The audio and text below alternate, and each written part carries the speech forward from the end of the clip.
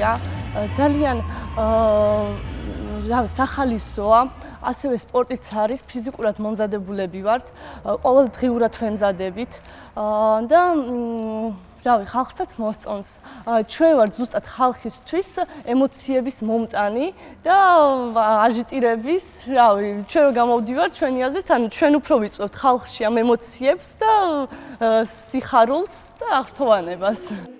ეს არის ძალიან საინტერესო სპორტის სახეობა, რომელიც მოიცავს ცეკვას, ესე შემიძლია ვთქვა, ანუ შოუსილეთებს. თვითონ ჩერლიდინგში არის როგორც ცეკვა, ასევე რაღაცა ნაწილი შეიძლება დავინახოთ აკრობატიკიდან, რაღაცა ნაწილი უნდა შეგვიძლია დავინახოთ ტანვარჯიშიდან და ეს ერთად სინთეზში გამოდის ძალიან ლამაზი. ჩერლიდინგი იყოფა უკვე ორ განყოფილებად, ესეც შეგვიძლია ვთქვათ. ერთი არის ზუსტად კალათბურთზე რო ვხედავთ ხოლმე გოგოები ალამაზებენ ტურნირს.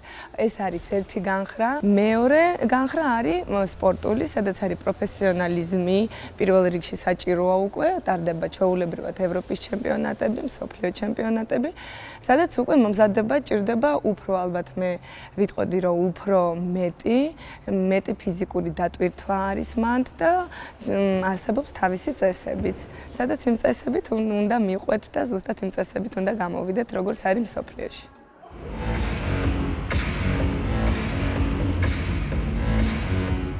ძალიან ბევრი გოგო არის ჩართული ამ სპორტის სახეობაში და მე მიხარია ზუსტად ეგ ალბათ ესე ვთქვათ მაკლდა ჩემ ბავშვობაში მე თვითონ მხატვრულ ტანვარჯიშზე დავდიოდი დავამთავრე ახალგაზრდა სპორტია სამწუხაროდ და მე გინდა რომ განვითარება რაღაცა გქონდეს და ზუსტად ეგ რო დამაკლდა გამოვიდა მასე რომ ჩერლიდინგი შემოვიტანეთ საქართველოში.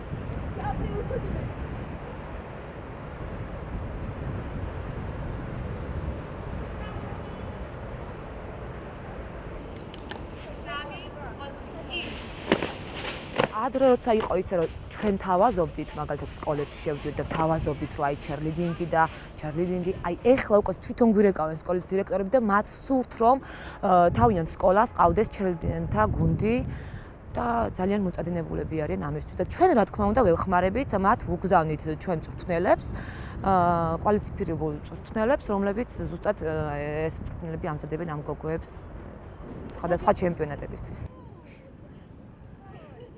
მოწვევების სულ გვაქვს. სამწუხაროდ ჩვენ ველოდებოდით ბიუჯეტს, ამ წელს ყველაფერი უნდა დაალაგდეს და უახლოეს ჩემპიონატი ტარდება ახლა 1 აპრილს, ტარდება საერთაშორისო ცეკვის ოლიმპიადა. იმ ფარგლებში არის ჩერლიდინგის მიმართულებები.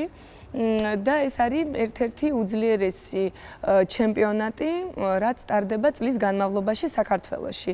იმის მერე უნდა გავემგზავროთ მსოფლიო ჩემპიონატზე, უკვე ვემზადებით და ეჭვი არ მეპარება რომ იქაც წელს გავემგზავრებით.